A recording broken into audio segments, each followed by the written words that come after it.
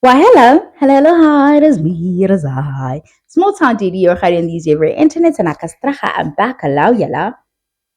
Oh, wow. Yesterday was the day that the country felicited the biggest impelereji to ever felicitate himself, once Moholo. And, ooh, I think we touched on this a while ago when he needed the surgery. One of my friends sent me a statement or whatever that was, talking about how his kids feel like the government in particular. Um, and I think what they mean is the ANC, not necessarily government. Um, so we'll stick to the ANC in particular, and perhaps by extension, the public at large and fans of his music, people who've experienced his music and how much they were disappointed. And she's like, to me, there's so much entitlement here, and I don't know what it's about. And I remember not too long ago, one like icon of ours, Vatiswa, an actress, I forget her surname, Vatiswa, and as well as, I forget this man's real name, but he played Rajesh on Isidingo, and I'm so wrong to forget his name. I think he's got such a white name or something, but like him. I remember they were campaigning to try and do something around formalizing the entertainment industry, and I think it was acting in particular. I can't remember, but there've been people, is what I'm saying, who have tried their hardest to create a sustainable entertainment industry, and they did not get a lot of support, right? A lot of us hear the numbers, the lump sum that they get for the project that they worked on, and we're like, it's money that we've never had at a go, and some of us possibly will never have that money. Like, we can't fathom why somebody who got paid 250K for a project, or half a million, even, I don't even know how much. We can't seem to understand that. We think they're being greedy. I remember that was the language, and I believe she's been blackballed at this point. My neighbors have a gathering, and I think they're preparing. That's what all of that is, if you guys are hearing the background noises. His name is Jack. I told you guys he's a white name. Jack. You guys all have been Troy, bitch. Fucking Kyle. But anyway, I remember everybody saying, "Oh, they're so greedy. Why do they want this?" And if I remember, some of the arguments around it was in terms of like the recurring income potential of, once you've worked on a project and you've been paid for it, years down the line, I'm talking decades. Lishilu was back playing on SABC2, or things like that, was goodies nice. They come back on, they go off.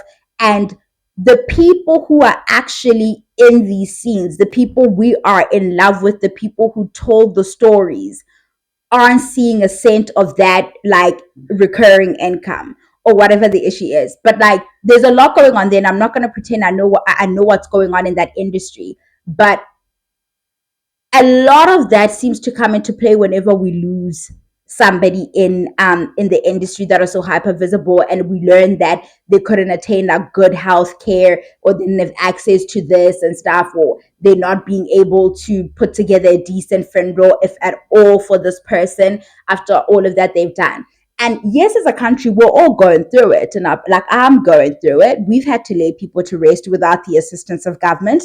Um and it just is what it is. We feel like it is what it is. But I wonder if the people who are interested in pursuing careers in these industries now realize that these movements that these people who've been in industry are trying to start, you need to start to support them now. But a lot of you are so concerned with inching your way a little bit closer into the industry, and you don't think it's going to happen to you. You don't back these initiatives. You don't back these people. You even allow the industry to blackball them.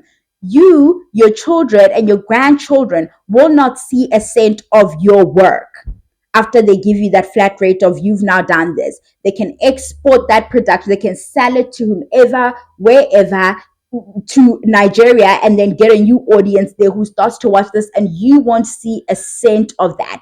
And the people behind the scenes, the production companies and the powers that be, they will continue to reap. Same with the music industry, right? You don't have like your masters and you don't have your rights to this and your rights to that. And at best, you can rely on if you can physically still go out and perform the songs. And that's if you're getting booked, right? Are you relevant enough to still get the bookings? If you aren't getting the bookings, what does that streaming like money look like? Do you have some of that? What even is it? Is it like 10 cents per thousand streams? Like, what is even happening there? With Solo Moholo, it's a bit more layered. I think this is more a conversation of the artist of the day, that when you enter into industry, these are the things that you need to think about in terms of like, you will get to this age as well where you're like, but my body of work is so large. I'm felicitating people every day at the weekend. I haven't been to one funeral where this man's music has not been played. And about please, okay, like what we were Rabuluka. I haven't been to one. Do you understand me? His legacy and his impact in the music industry is not in question. And I'm happy to see that. I'm happy to see people not diminish his contribution. I love that, right? At the same time, with everything that I've said, there was an incident here at home, not an incident, a period here at home where the whole getting out of bed thing was not my vibe. And I was really going through it. I was in the trenches. And I started getting a little bit more work and my work started picking up. And I was struggling to keep up with housework and the work that I had to get out to people. And there was so much tension, especially between my mom and I, of like, oh, you didn't do this, or you didn't cook, or you didn't clean, or whatever, whatever. Listen, it was creating so much like tension between my mother and I. And it got to a point where I had to call my siblings and I'm like, listen, mom says she can't afford a helper. This is what's happening in the house we're fighting. Are we able as siblings to come together, contribute X amount so that we can get somebody come in to at least do the laundry, come in to at least do that, this, that, and the other, just so that I can try to focus on growing my business and my mom and I are fighting and she's not treating my business like my little hobby or something. And then we did that. And I say that to get here. Solomola's kids saw him getting older.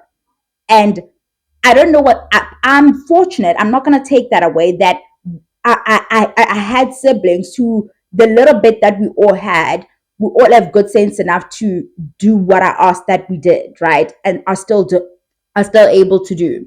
I'm not saying like every family can do that, because sometimes you find that none of the kids are working. That's the reality of living South Africa. I understand that. And I don't know what's going on with these kids, but they are the ones who are feeling failed by the ANC in particular, because he used to perform at their rallies. But isn't that his job? Wasn't that a gig? Was he not paid for that gig? So you owe when helping your dad manage his money. And also when you saw that he's getting older, you didn't come together like Hakanela as a family and got this man on medical aid. And today you wanted who exactly to part with how much to do what exactly? Like a lot is going on in terms of like reform is needed in industry so that artists can sustain their lives in as much as a public working servant is able to live a comfortable life after retirement. That reform is required in industry. And also the personal accountability, the responsibility for oneself.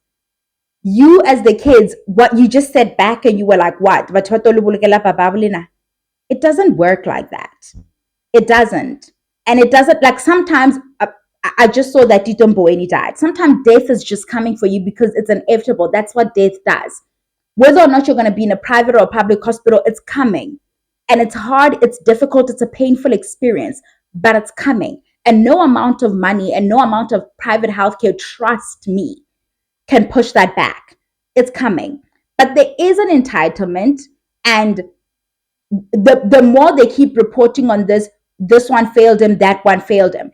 Everybody sitting in that audience, these ANC officials that you guys are saying failed him, they're contributing to their medical aids. Everybody sitting in that hall is probably so perplexed, like because he gave us his rate and we paid his rate, and with that rate, why was he not paying his medical aid? Why was he not contributing to a medical scheme of sorts? Do you understand what I'm saying? It's not to be insensitive about what these people are experiencing, but it's to say you guys are being a little bit entitled. And I don't know what your ideas were. This is me to his kids now. Um, and maybe I'm not seeing it properly. I have people in my life where you see somebody passing, you're like, but that person was really there for you. I don't understand why you aren't doing something around their friend, or even if it's just physically showing up and stuff. And perhaps they looking at it from that lens. But from my lens, it's giving very much, can we take our lessons here? When our parents are getting older and you are a teacher, your other sibling is working at the shop, right? Somebody's in a whatever, are you guys as a family sitting down and having the necessary meetings to say, are we contributing to a funeral home that's going to see to this thing? Are we contributing to a medical aid because we want our mom or our elderly dad to, well, he's probably not there, to go to a private hospital when the need arises? A lot of you get to the public hospitals and you want to throw tantrums and throw your toys, and we want to use our big English, like the one, Rahadi's English, like we want to get there and do all of that up in the public hospital, forgetting that you are addressing people who are overworked, underpaid, and understaffed, right? Like working in a hostile environment already, like working in a underfunded, like, and then you want to get into these public spaces and then start posting videos about how our healthcare industry, the nurses, the this and the that, and this is happening, when you could have just like hit up the discovery in time. Get your parents a medical aid. You see them aging, you see them failing. Let's talk about the fact that you did not see to your father's health, and not so much how everybody else didn't see to your father's. We're our own dad's health to see to.